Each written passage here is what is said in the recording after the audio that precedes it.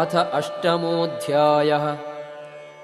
ಅರ್ಜುನ ಉವಾಚ ಕಿಂ ತದ್ಬ್ರಹ್ಮ ಕಿಮಧ್ಯಾತ್ಮಂ ಕಿಂ ಕರ್ಮ ಪುರುಷೋತ್ತಮ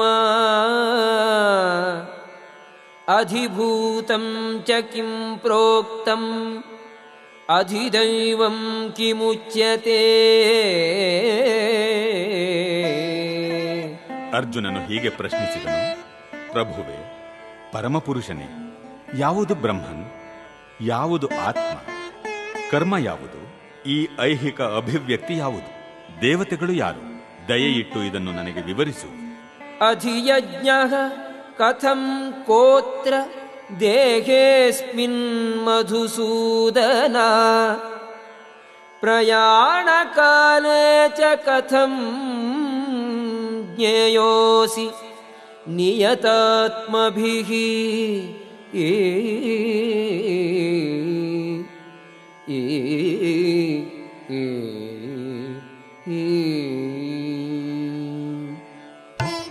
ಮಧುಸೂದನನೇ, ಯಜ್ಞದ ಪ್ರಭುವು ಯಾರು?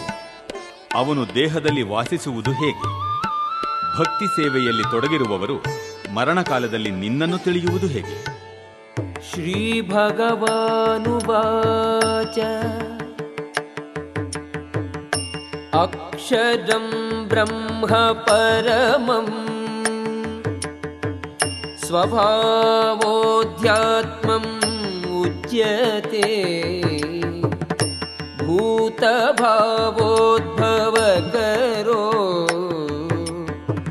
ವಿಸರ್ಗಃ ಕರ್ಮ ಸಂಜ್ಞಿತಃ.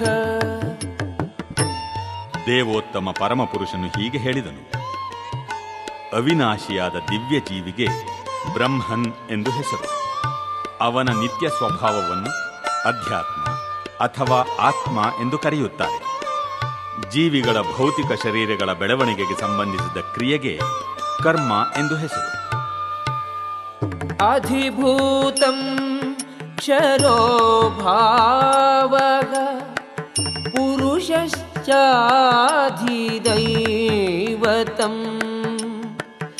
ಅಧಿಯಜ್ಞೋಹಂ ಏವಾತ್ರ ದೇಹೇ ದೇಹಭೃತಾಂಬರ. ಶರೀರಧಾರಿಗಳಲ್ಲಿ ಅತ್ಯಂತ ಶ್ರೇಷ್ಠನಾದ ಅರ್ಜುನನೇ, ಸದಾ ಬದಲಾಗುತ್ತಿರುವ ಭೌತಿಕ ಪ್ರಕೃತಿಗೆ ಅಧಿಭೂತ ಎಂದು ಹೆಸರು. ಸೂರ್ಯ ಚಂದ್ರರಂತಹ ದೇವತೆಗಳನ್ನು ಒಳಗೊಳ್ಳುವ ಭಗವಂತನ ವಿರಾಟ್ ರೂಪಕ್ಕೆ ಅಧಿದೈವ ಎಂದು ಹೆಸರು. ಎಲ್ಲ ಶರೀರಧಾರಿಗಳ ಹೃದಯಗಳಲ್ಲಿ ಪರಮಾತ್ಮನಿಂದ ಪ್ರತಿನಿಧಿತನಾದ ನನಗೆ, ಪರಮ ಪ್ರಭುವಿಗೆ ಅಧಿಯಜ್ಞ, ಯಜ್ಞದ ಪ್ರಭು ಎಂದು ಹೆಸರು.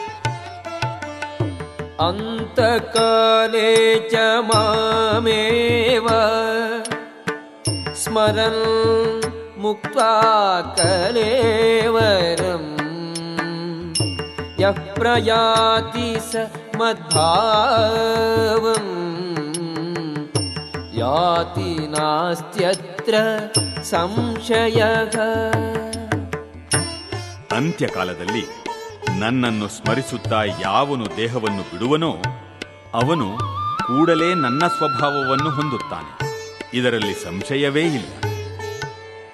ಯಂ ಯಂ ವಾಪಿ ಸ್ಮರನ್ ಭಾವಂ ತ್ಯಜತ್ಯಂತೆ ಕಲೇವರಂ ತಂ ತಮೇವೈತಿ ಕೌಂತೇಯ ಸದಾ ತದ್ಭಾವ ಭಾವಿತಗ.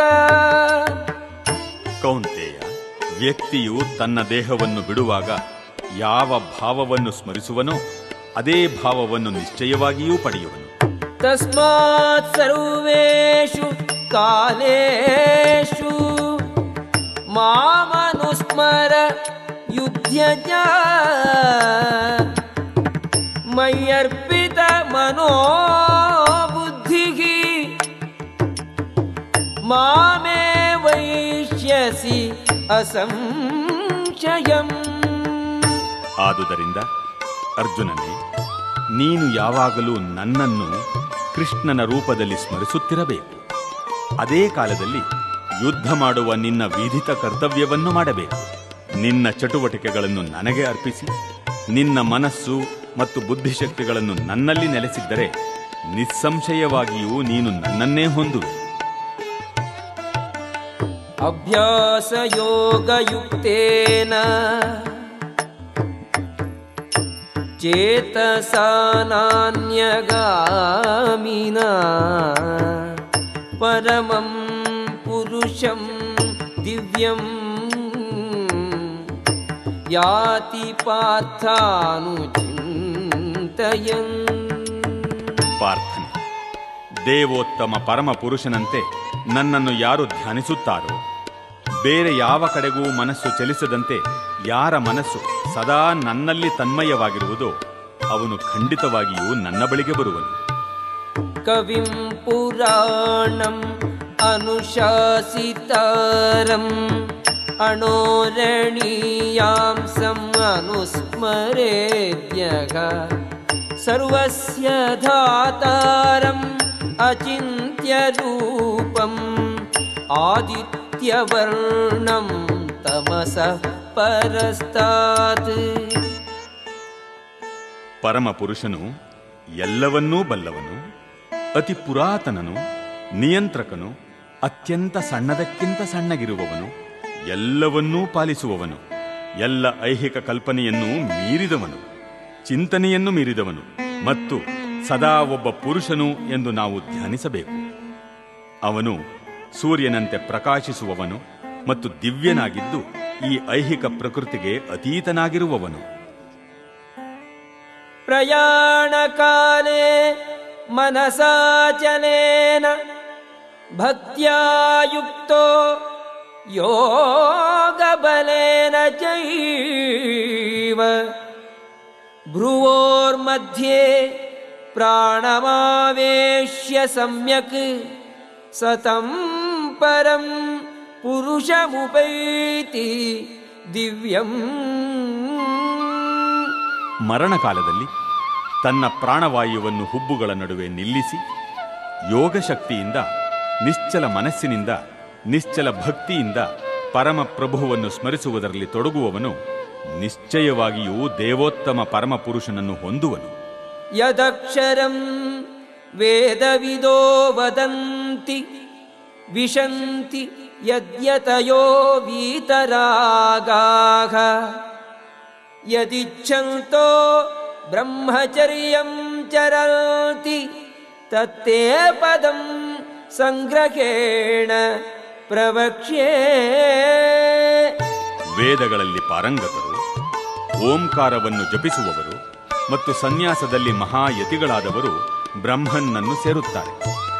ಇಂತಹ ಪರಿಪೂರ್ಣತೆಯನ್ನು ಬಯಸಿ ಮನುಷ್ಯನು ಬ್ರಹ್ಮಚರ್ಯವನ್ನು ಆಚರಿಸುತ್ತಾನೆ.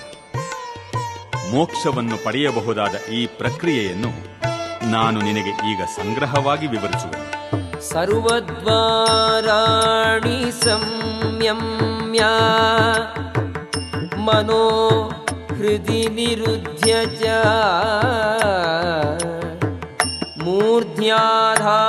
ಮೂರ್ಧ್ಯಾಧಾಯಾತ್ಮನಃ ಪ್ರಾಣಂ ಆಸ್ಥಿತೋ ಯೋಗಧಾರಣಾಂ. ಎಲ್ಲ ಇಂದ್ರಿಯಗಳ ಚಟುವಟಿಕೆಗಳ ವಿಷಯದಲ್ಲಿ ನಿರ್ಲಿಪ್ತನಾಗಿರುವುದೇ ಯೋಗ ಸ್ಥಿತಿ. ಎಲ್ಲ ಇಂದ್ರಿಯ ದ್ವಾರಗಳನ್ನು ಮುಚ್ಚಿ ಮನಸ್ಸನ್ನು ಹೃದಯದಲ್ಲಿ ನಿಲ್ಲಿಸಿ ಪ್ರಾಣವಾಯುವನ್ನು ಶಿರಸ್ಸಿನಲ್ಲಿ ನಿಲ್ಲಿಸಿ ಮನುಷ್ಯನು ಯೋಗಧಾರಣೆ ಮಾಡುತ್ತಾನೆ.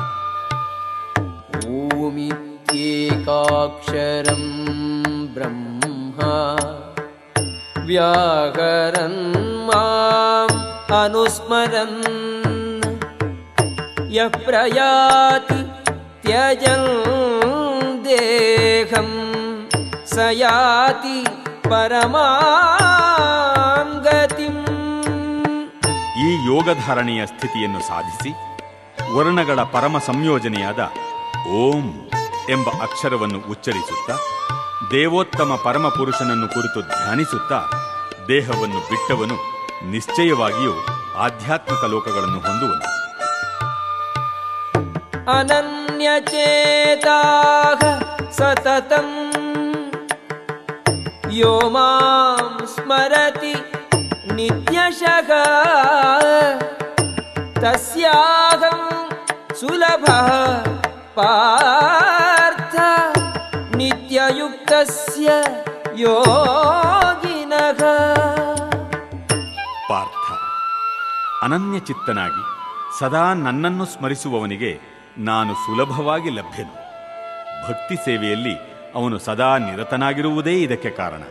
ಮಾಮುಪೇತ್ಯ ಪುನರ್ಜನ್ಮ ದುಃಖಾಲಯಂ ಅಶಾಶ್ವತಂ ನಾಪ್ನುವಂತಿ ಮಹಾತ್ಮಾನಃ ಸಂಸಿದ್ಧಿಂ ಪರಮಾಂ ಗತಾಃ.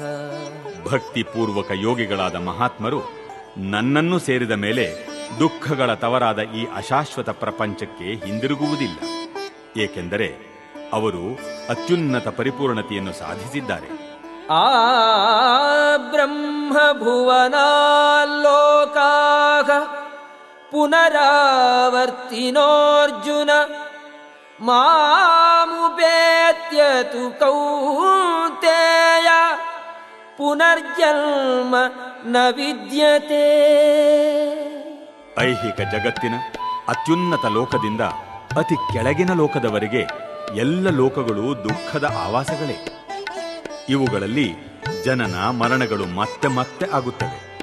ಆದರೆ ಕೌಂತೇಯ, ನನ್ನ ನಿವಾಸವನ್ನು ಸೇರಿದವನಿಗೆ ಪುನರ್ಜನ್ಮವಿಲ್ಲ. ಸಹಸ್ರಯುಗ ಪರ್ಯಂತಂ ಅಹರ್ಯದ್ ಬ್ರಹ್ಮಣೋ ವಿದುಃ ರಾತ್ರಿಂ ಯುಗ ಸಹಸ್ರಾಂತಾಂ ತೇ ಹೋರಾತ್ರವಿದೋ ಜನಾಃ. ಮನುಷ್ಯರ ಲೆಕ್ಕದ ಪ್ರಕಾರ 1,000 ಯುಗಗಳು ಸೇರಿ ಬ್ರಹ್ಮನ ಒಂದು ದಿನ. ಅವನ ರಾತ್ರಿಗೂ ಇಷ್ಟೇ ಅವಧಿ. ಅವ್ಯಕ್ತಾದ್ವ್ಯಕ್ತಯಃ ಸರ್ವಾಃ ಪ್ರಭವಂತಿ ಅಹರಾಗಮೇ ರಾತ್ರ್ಯಾಗಮೇ ಪ್ರಲೀಯಂತೆ ತತ್ರೈವ ವ್ಯಕ್ತ ಸಂಜ್ಞಕೆ. ಬ್ರಹ್ಮನ ಹಗಲಿನ ಪ್ರಾರಂಭದಲ್ಲಿ ಎಲ್ಲ ಜೀವಿಗಳು ಅವ್ಯಕ್ತ ಸ್ಥಿತಿಯಿಂದ ಅಭಿವ್ಯಕ್ತಿ ಪಡೆಯುತ್ತಾರೆ. ಅನಂತರ ರಾತ್ರಿಯಾದಾಗ ಅವರು ಮತ್ತೆ ಅವ್ಯಕ್ತದಲ್ಲಿ ಲೀನವಾಗುತ್ತಾರೆ.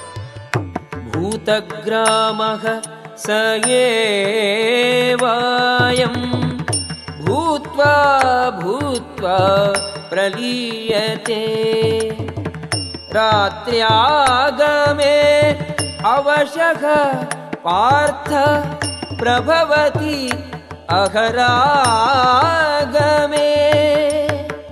ಮತ್ತೆ ಮತ್ತೆ ಬ್ರಹ್ಮನಿಗೆ ಹಗಲಾದಾಗ ಈ ಎಲ್ಲ ಜೀವಿಗಳು ಮತ್ತೆ ಹುಟ್ಟುತ್ತವೆ. ಬ್ರಹ್ಮನಿಗೆ ರಾತ್ರಿಯಾದಾಗ ಅವೆಲ್ಲ ನಿಸ್ಸಹಾಯಕವಾಗಿ ನಾಶವಾಗುತ್ತವೆ. ಪರಗ ತಸ್ಮಾತ್ತು ಭಾವೋನ್ಯೋ ಅವ್ಯಕ್ತೋ ವ್ಯಕ್ತ ಸನಾತನಃ ಯಸ್ಸ ಸರ್ವೇಷು ಭೂತೇಷು ನಶ್ಯತ್ಸು ನ ವಿನಶ್ಯತಿ. ಆದರೆ ಇನ್ನೊಂದು ಅವ್ಯಕ್ತವಾದ ಪ್ರಕೃತಿ ಇದೆ. ಅದು ನಿತ್ಯವಾದದ್ದು ಮತ್ತು ಈ ವ್ಯಕ್ತ ಮತ್ತು ಅವ್ಯಕ್ತ ಜಡವಸ್ತುವನ್ನು ಮೀರಿದ್ದು. ಅದು ಪರಮೋನ್ನತವಾದದ್ದು ಮತ್ತು ಎಂದೂ ನಾಶವಾಗುವುದಿಲ್ಲ. ಈ ಜಗತ್ತಿನಲ್ಲಿರುವ ಎಲ್ಲವೂ ನಾಶವಾದಾಗ ಆ ಭಾಗವು ಇದ್ದಂತೆಯೇ ಇರುತ್ತದೆ. ಅವ್ಯಕ್ತೋಕ್ಷರ ಇತ್ಯುಕ್ತಃ ತಮಾಹುಃ ಪರಮಾಂ ಗತಿಂ ಯಂ ಪ್ರಾಪ್ಯ ನ ನಿವರ್ತಂತೆ ತಥಾಮ ಪರಮಂ ಮಮ. ಯಾವುದನ್ನು ವೇದಾಂತಿಗಳು ಅವ್ಯಕ್ತ ಮತ್ತು ಅಕ್ಷರ ಚ್ಯುತಿರಹಿತ ಎಂದು ವರ್ಣಿಸುತ್ತಾರೋ, ಯಾವುದನ್ನು ಪರಮಗತಿ ಎಂದು ತಿಳಿಯುತ್ತಾರೋ ಯಾವ ಸ್ಥಾನವನ್ನು ಒಮ್ಮೆ ಸೇರಿದರೆ ಮನುಷ್ಯನು ಎಂದೂ ಹಿಂದಿರುಗುವುದಿಲ್ಲವೋ ಅದು ನನ್ನ ಪರಮನಿವಾಸ. ಪುರುಷಃ ಸಪರಃ ಪಾರ್ಥ ಭಕ್ತ್ಯಾ ಲಭ್ಯಃ ತ್ವನನ್ಯಯಾ ಯಸ್ಯಾಂತಸ್ಥಾನಿ ಭೂತಾನಿ ಯೇನ ಸರ್ವಂ ಇದಂ ತತಂ. ಪಾರ್ಥನೆ, ಎಲ್ಲಕ್ಕಿಂತ ಶ್ರೇಷ್ಠನಾದ ದೇವೋತ್ತಮ ಪುರುಷನನ್ನು ಪರಿಶುದ್ಧ ಭಕ್ತಿಯಿಂದ ಸೇರಬಹುದು. ತನ್ನ ನಿವಾಸದಲ್ಲಿದ್ದರೂ ಆತನು ಸರ್ವಾಂತರ್ಯಾಮಿ ಮತ್ತು ಎಲ್ಲ ವಸ್ತುಗಳೂ ಅವನ ಒಳಗೇ ಇವೆ. ಯತ್ರ ಕಾಲೇ ತ್ವನಾವೃತ್ತಿಂ ಆವೃತ್ತಿಂ ಚೈವ ಯೋಗಿನಃ ಪ್ರಯಾತ ಯಾಂತಿ ತಂ ಕಾಲಂ ವಕ್ಷ್ಯಾಮಿ ಭರತರ್ಷಭ.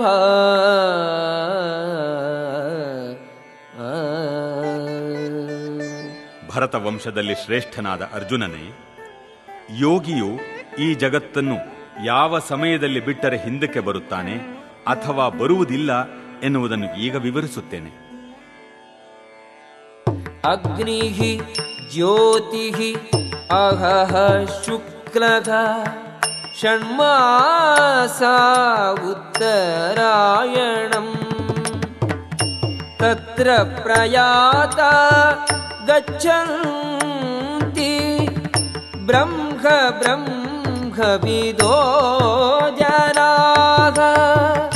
ಪರಬ್ರಹ್ಮನನ್ನು ಬಲ್ಲವರು ಅಗ್ನಿದೇವತೆಯ ಪ್ರಭಾವದ ಕಾಲದಲ್ಲಿ, ಬೆಳಕಿನಲ್ಲಿ, ಹಗಲು ಶುಭ ಕ್ಷಣದಲ್ಲಿ, ಶುಕ್ಲ ಪಕ್ಷದಲ್ಲಿ, ಉತ್ತರಾಯಣದ 6 ಮಾಸಗಳಲ್ಲಿ ಈ ಜಗತ್ತನ್ನು ಬಿಟ್ಟು ಪರಬ್ರಹ್ಮನನ್ನು ಸೇರುತ್ತಾರೆ. ಧೂಮೋ ರಾತ್ರಿಃ ತಥಾ ಕೃಷ್ಣಃ ಷಣ್ಮಾಸ ದಕ್ಷಿಣಾಯನಂ ತತ್ರ ಚಾಂದ್ರಮಸಂ ಜ್ಯೋತಿಃ ಯೋಗಿ ಪ್ರಾಪ್ಯ ನಿವರ್ತತೆ. ಧೂಮಕಾಲದಲ್ಲಿ, ರಾತ್ರಿಯಲ್ಲಿ, ಕೃಷ್ಣ ಪಕ್ಷದಲ್ಲಿ, ದಕ್ಷಿಣಾಯನದ 6 ತಿಂಗಳಲ್ಲಿ ಮರಣ ಹೊಂದುವ ಯೋಗಿಯು ಚಂದ್ರಲೋಕವನ್ನು ಸೇರುತ್ತಾನೆ. ಆದರೆ ಮರಳಿ ಬರುತ್ತಾನೆ. ಶುಕ್ಲ ಕೃಷ್ಣೇ ಗತಿ ಖೇತೆ ಜಗತಃ ಶಾಶ್ವತೆ ಮತೆ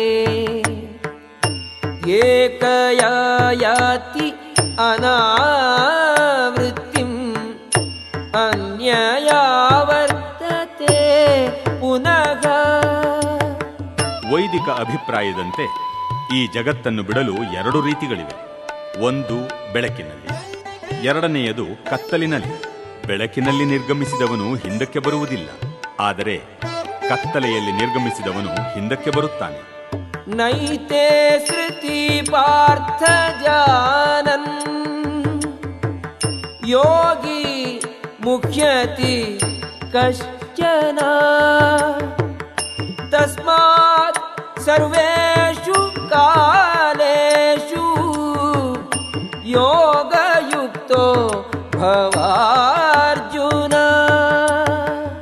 ಅರ್ಜುನ, ಭಕ್ತರಿಗೆ ಈ 2 ಮಾರ್ಗಗಳು ತಿಳಿದಿದ್ದರೂ ಅವರು ಗೊಂದಲಕ್ಕೀಡಾಗುವುದಿಲ್ಲ. ಆದುದರಿಂದ ಸದಾ ಯೋಗಯುಕ್ತನಾಗಿರು.